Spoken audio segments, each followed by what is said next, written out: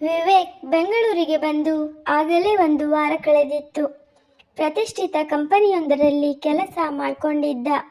ಅಂದು ಭಾನುವಾರ ಸಂಜೆಯ ಹೊತ್ತು ಹಾಗೆ 2 ರೌಂಡು ಸುತ್ತಾಡಿ ಬರೋಣ ಅಂತ ಹೊರಗೆ ಬಂದ. ಸಂಜೆಯ ಹೊತ್ತು ತಂಪಾದ ಗಾಳಿ, ಚಹಾ ಕುಡಿಯಬೇಕೆನಿಸಿತು. ಪಕ್ಕದಲ್ಲೇ ಬೈಕ್ ಪಾರ್ಕ್ ಮಾಡಿ ಚಹಾ ಕುಡಿಯಲು ಬಂದ. ಚಹಾ ಅಂಗಡಿಯ ಪಕ್ಕದಲ್ಲೇ ಇದ್ದ ಪಾರ್ಕ್ನಿಂದ ಒಂದು ಪರಿಚಿತ ಧ್ವನಿಯೊಂದು ಕೇಳಿಸಿತು. ಆದರೆ ಅವನಿಗೆ ಬೆಂಗಳೂರು ಹೊಸದಾಗಿತ್ತು. ಯಾರೂ ಪರಿಚಯ ಇರಲಿಲ್ಲ. ಅದಕ್ಕೆ ತನ್ನ ಪಾಡಿಗೆ ಚಹಾ ಮುಂದುವರೆಸಿದ. ಮತ್ತೆ ಆ ಧ್ವನಿ ಕೇಳಿದಾಗ ಕುತೂಹಲದಿಂದ ಹಿಂದಿರುಗಿ ನೋಡ್ತಾನೆ. ಅವನಿಗೆ ಆಶ್ಚರ್ಯ ಕಾದಿತ್ತು.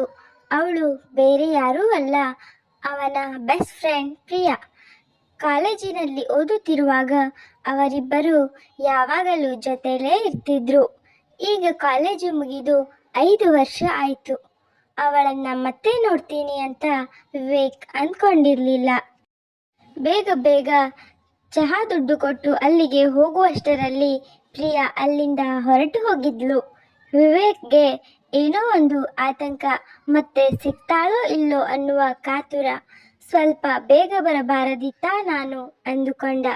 ನಾಳೆ ಮತ್ತೆ ಇಲ್ಲಿಗೆ ಬಂದು ನೋಡುತ್ತೇನೆ, ಬಂದರೂ ಬರಬಹುದು ಎಂದುಕೊಂಡು ಮನೆಗೆ ನಡೆದ.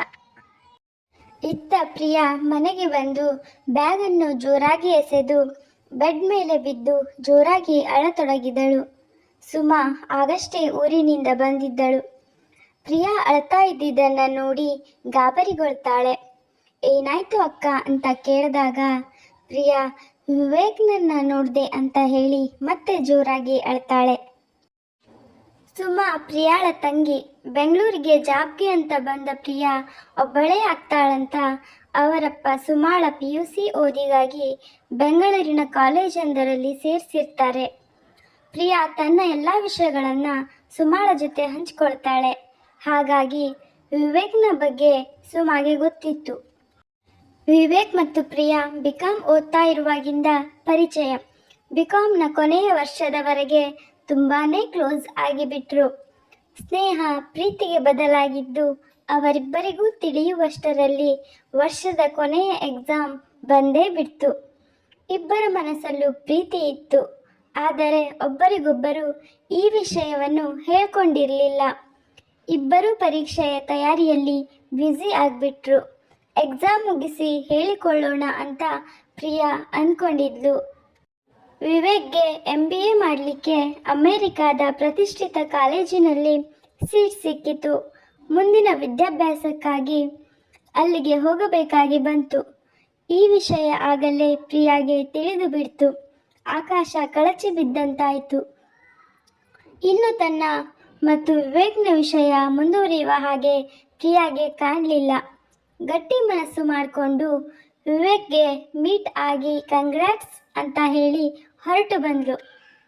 ವಿವೇಕ್ಗೆ ಏನು ಹೇಳಬೇಕು ಅಂತ ತಿಳಿಲಿಲ್ಲ. ಪ್ರಿಯಾ ಮನಸ್ಸಲ್ಲಿ ನಾನಿರದಿದ್ದರೆ ನಮ್ಮ ಸ್ನೇಹನೂ ಹಾಳಾಗ್ತದೆ ಅಂದ್ಕೊಂಡು ಸುಮ್ಮನೆ ಆದ.